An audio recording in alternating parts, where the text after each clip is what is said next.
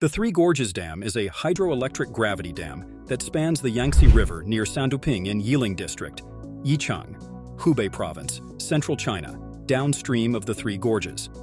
The world's largest power station in terms of installed capacity of a staggering 22,500 megawatt, the Three Gorges Dam generates 95 plus just 20 terawatt-hours of electricity per year on average, depending on the amount of precipitation in the river basin.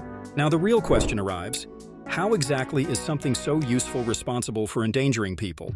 Before we get into the details of it, don't forget to hit the like button and subscribe to our channel for more such content.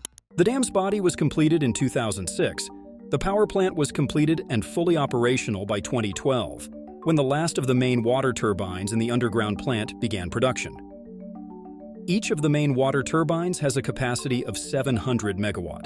Combining the capacity of the dam's 32 main turbines with the two smaller generators that are 50 megawatt each and that provide power to the plant itself, the total electric generating capacity of the Three Gorges Dam is 22,500 megawatt.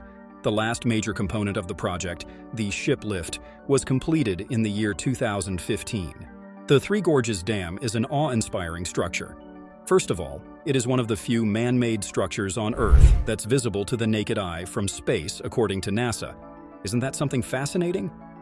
Completed in 2006, the body of the dam is immense. It is 181 meters or 607 feet tall and spans 2,335 meters, aka 1.45 miles across the Yangtze just before the deep, narrow valley gives way to plains. In addition to generating electricity, the dam was designed to increase the Yangtze River's shipping capacity. By providing flood storage space, the dam reduces the potential for flooding downstream, which historically plagued the Yangtze Plain.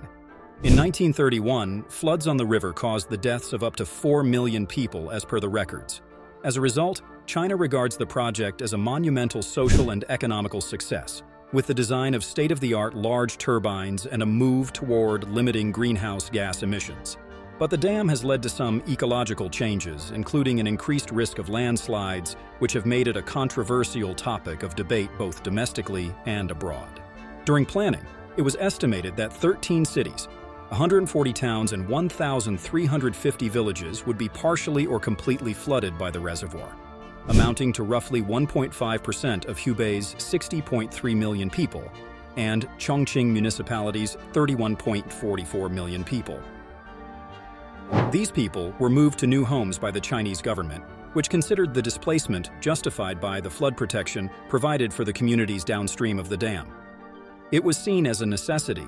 Between 2002 and 2005, Canadian photographer Edward Bertinsky documented the impact of the project on the surrounding areas, including the town of Wanzhou. Other photographers who recorded the change include Chengdu-based Muja, Paris-based Zhang Nian, who is originally from Jiangsu, and Israeli Nadav Kander. Living conditions deteriorated for many, and hundreds of thousands of people could not find work. This took a huge toll on many people's lives. The older generation was particularly more affected.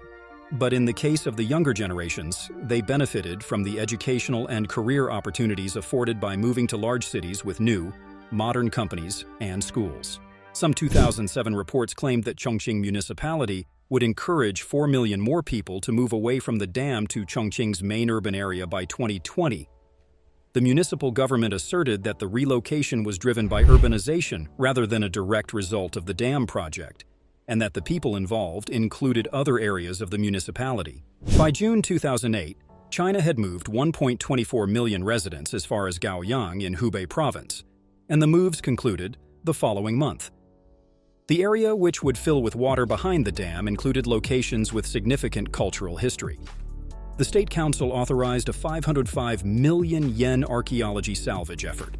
Over the course of several years, archaeologists excavated 723 sites and conducted surface archaeology recovery missions at an additional 346 sites. Archaeologists recovered 200,000 artifacts, of which 13,000 were considered as particularly historically or culturally notable. As part of this effort, the old Chongqing City Museum was replaced by the Chongqing China Sangxia Museum to house many of the recovered artifacts. Ray-covered structures that were too large for museums were moved upland to reconstruction districts that are Fujian-Qiu, which are outdoor museum parks. Recovered structures placed in such parks include temples, pavilions, houses, and bridges, among others. Some sites could not be moved because of their location, size, or design, such as the Hanging Coffin site high in the Shennong Gorge, part of the cliffs. Erosion in the reservoir, induced by rising water, causes frequent major landslides that have led to noticeable disturbance in the reservoir surface, including 2 incidents in May 2009, when somewhere between 20,000 and 50,000 cubic meters, 26,000 and 65,000 cubic yard of material plunged into the flooded Wuxia Gorge of the Wu River. In the first 4 months of 2010, there were 97 significant landslides.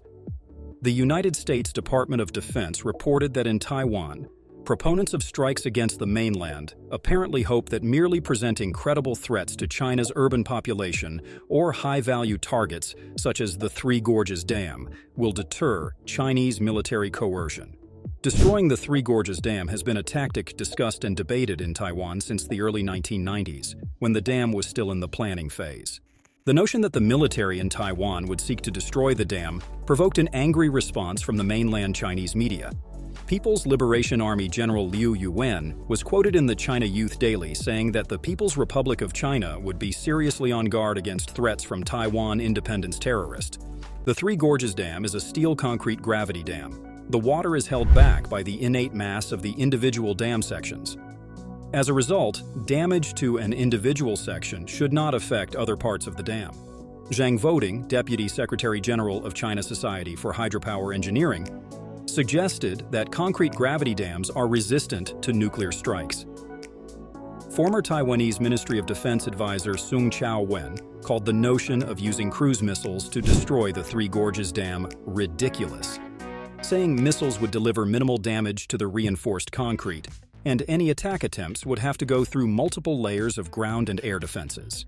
Debate among Chinese scholars and analysts about the basic principles of China's no-first-use policy of nuclear weapons includes whether to include narrow exceptions, such as acts that produce catastrophic consequences equivalent to that of a nuclear attack, including attacks intended to destroy the Three Gorges Dam. Despite the havoc, Chinese authorities claim the Three Gorges Dam has succeeded in playing a crucial role in intercepting floodwaters. The dam's operator, China Three Gorges Corporation, told China's state news agency Xinhua that the dam has intercepted 18.2 billion cubic meters of potential floodwater. A Water Resources Ministry official told state-run newspaper China Youth Daily that the dam effectively reduced the speed and extent of water level rises on the middle and lower reaches of the Yangtze. But with multiple gauging stations monitoring river flows in the Yangtze Basin seeing record-high water levels this summer, some geologists say the limited role of the Three Gorges Dam in flood control has been laid bare. It is an almost never-ending discussion on whether or not it was that necessary or beneficial for China to construct the dam by displacing that many people and facing criticism on an international scale. What are your thoughts on this? Let us know about them down in the comments. Thanks for watching. If you found this video informative, don't forget to hit the like button to let us know that you appreciate our content, and don't forget to subscribe to our channel for more such content in the future.